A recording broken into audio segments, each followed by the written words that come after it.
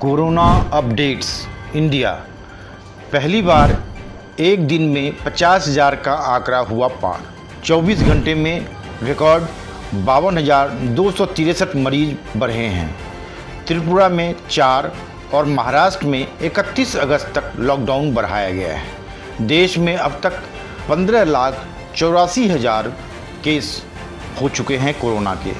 देश में एक दिन पहले ही मंगलवार को 49,632 संक्रमित मिले थे और मरने वालों का आंकड़ा अब 35,000 के पार हो चुका है। 5,08,000 से ज़्यादा एक्टिव मरीज हैं। टॉप 10 में दिल्ली तीसरे नंबर पर, मगर एक्टिव केस में 10वें नंबर पर आ गया है दिल्ली। दिल्ली में कोरोना के अब तक 1,32,275 केस आए हैं। संक्रमण के मामले में दिल्ली तीसरे नंबर पर है, लेकिन टॉप 10 राज्यों में यहां सबसे कम 10,887 एक्टिव केस हैं। Corona updates world. स्पेन में 24 घंटे में संक्रमण के 1,153 नए मामले मिले हैं। यह आंकड़ा 6 मई के बाद सबसे ज़्यादा है।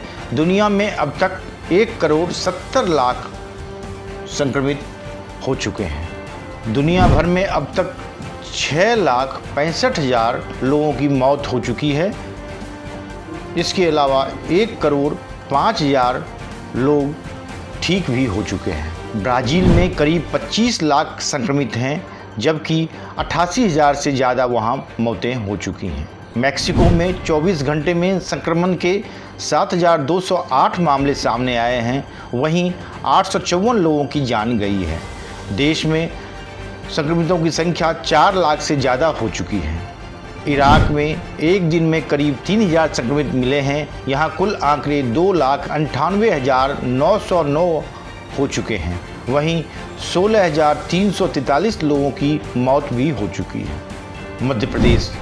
लालजी टंडन के अंतिम संस्कार में लखनऊ जाने वाले सभी नेता मंत्री संक्रमित पाए गए हैं।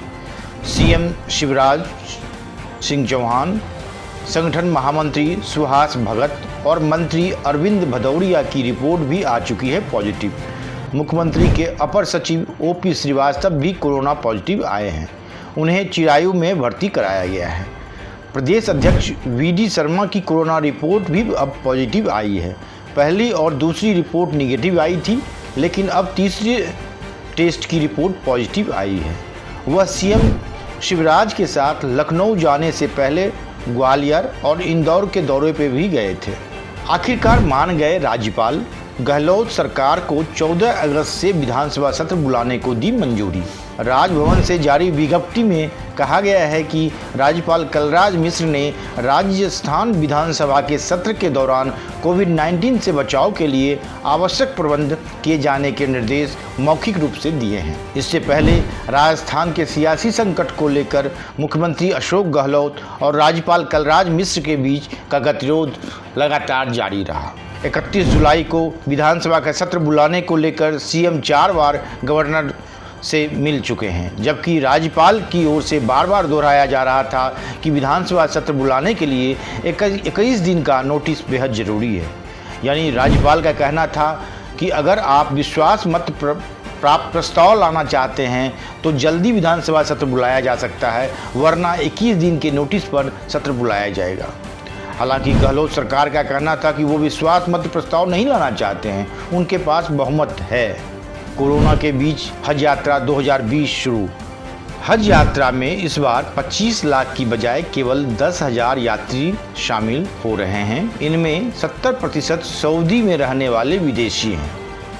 मक्का में आने के समय यात्रियों को रिस्ट बैंड दिया जाएगा ताकि उनके आने जाने की जानकारी मिल सके।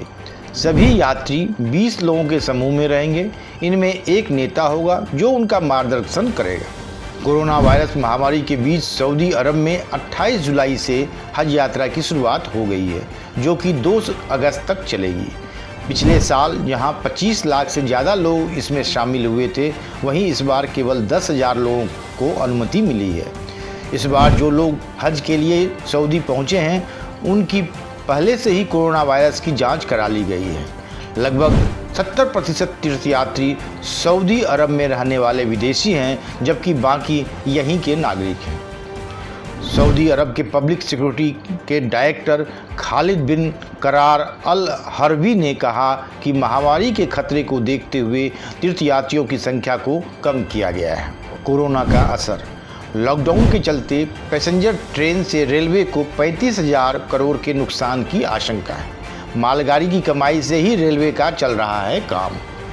पैसेंजर सेगमेंट से 10 से 15% कमाई होने की उम्मीद कर रहा है रेलवे प्रबंधन।